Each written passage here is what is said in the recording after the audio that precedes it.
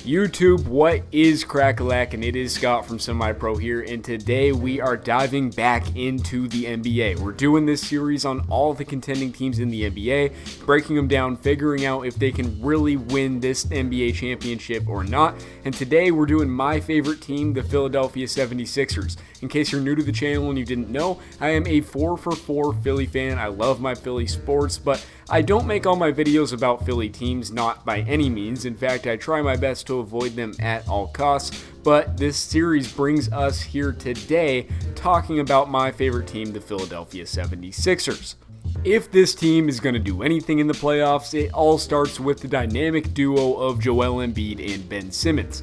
Now, I am a firm believer that these guys can't coexist together on a championship caliber team unless one of them dramatically changes up their game. Joel is a guy who wants to sit in the post, dominate the ball, and get a lot of post touches, and Ben is a guy who wants to drive and dish all day, and that involves filling the lane himself. So one of these guys is always blocking the lane up from the other, and this causes Joel to have to do a lot of stuff he doesn't really want to do, like shoot the three, work a lot of pick and fade. He doesn't really want to do that. He wants to work in the post, and he's forced to do all this other stuff because Lord knows Ben isn't going to shoot the three. To me, these guys' play styles just very obviously don't mesh unless Ben develops an outside game, and he's just shown us that that's probably not going to happen at this point. To Joel's credit though, he does give an awesome effort to do a lot of stuff that he doesn't really want to do and often looks silly, but he does it for the good of the team, and I don't fault him for it at all. Speaking of Joel though, he is a guy who I am a little bit concerned about coming to Orlando in shape. He hasn't really shown crazy work ethic in the gym in the offseason before, so I don't really know what's going to be different here. I hope he surprises me though. I hope he comes back to Orlando muscular, in shape, trim, much like Jokic. I really hope Embiid worked hard over this time period. Ben is a guy who I'm not worried about coming in out of shape. I know he's been in the gym. I know he's been working. The problem is, can he use that stuff that he's been working on in the gym, like maybe shooting three-pointers, and actually bring it into the game, which likely isn't going to happen, but again, I hope he surprises me. Even though these two guys may not have the best chemistry and they may not feed off of each other like you'd like them to, they're still going to play good in the playoffs, and they're still going to get theirs, and they're going to make this team competitive no matter what. The real question is, can this entire lineup mesh together? It's going to be Simmons, Richardson, Harris, Big Al, and Embiid making up this starting five most likely. These guys were supposed to be one of the best starting fives in the league this season, but it just didn't go according to plan. They lacked that versatile offensive threat that could score at all levels, and Embiid was simply asked to do too much. We already touched on Simmons at the 1, but a guy who often gets overlooked on this team is Josh Richardson at the 2. He is a really key player here. He is a great defensive guard, but he isn't a crazy versatile guy offensively, even though he can shoot a little bit and he's a good fill the lane type of player. Tobias Harris at the 3 is a very versatile guy who has a lot to his game, but has been pretty underwhelming as a Sixer. One game he will drop a 30-piece and look like a legit second scoring option on a contender, and the next game he'll just kind of show up and not do anything. He is going to be a huge X factor in how far this Sixers team is going to be able to go.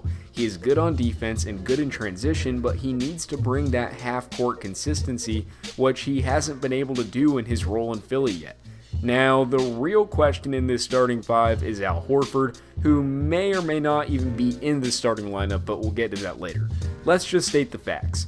Philly overpaid Al from the get-go.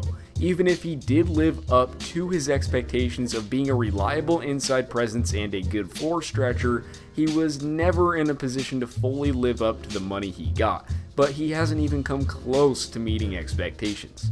He has been a brick and a half and can't find a rhythm inside with Embiid. He doesn't even need to be great in the playoffs, but in order for this Sixers team to go anywhere, he is at the very least going to need to be a mid-range and three-point shooter on a consistent basis to help stretch the floor for a team that really needs it. Then you have Embiid at the 5, who we did already touch on, but overall this is a really good starting 5 if you can commit to bully ball or really any style play, but they haven't been able to do that, and nothing they've been doing has been great this far.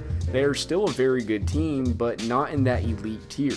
The spacing is terrible, and they need to commit to a style of play, whatever it is, and just stick to it. Constant adjustments aren't going to do this group any good. Now, the bench for this team isn't in the elite tier, but it is pretty damn good, and they've made a lot of solid improvements to it. Shake Milton, Alec Burks, Matisse Thybulle, Furkan, Mike Scott, and Glenn Robinson, who honestly might end up in the starting five over Horford, and he has before, make up this bench unit.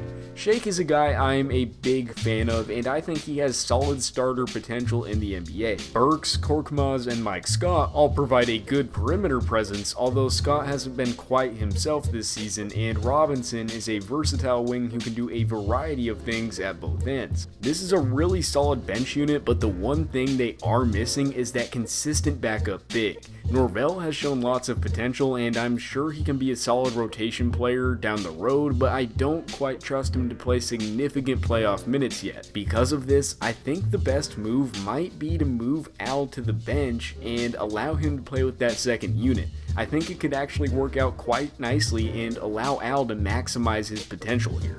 So looking at this roster, looking at the way they mesh, looking at the chemistry, what are my expectations for this team in the postseason? Well, honestly, I think they're the 5th best team in the East. Milwaukee's better, Toronto's better, Boston's better, Miami's better, and honestly, Indiana might be better too. I don't really know what this team is. Their roster is better than Miami's, it's better than Indiana's, it might even be better than Toronto's, honestly, but those teams just play together a lot better, and I don't really know what this Philadelphia team is right now. They need to find an identity, and until they do, I have them as a first or second round exit. Tell me what your thoughts are on this Sixers team in the comments section below. I could really use a motivational boost with these guys. I'm really low on them. I don't expect much, but I'd like to have a little bit higher morale about them. I'd like to be able to enjoy the postseason. So if you're confident in this team, let me know why, because I am running out of reasons. Anyways, if you enjoyed the video, click the thumbs up button. It really does help us out a lot. It helps our videos get seen. And if you're new to the channel, hit that subscribe button. We post awesome sports content every single day, and you will not regret it. I promise. This channel is going places. Thank you for watching so much, and have a blessed rest of your day.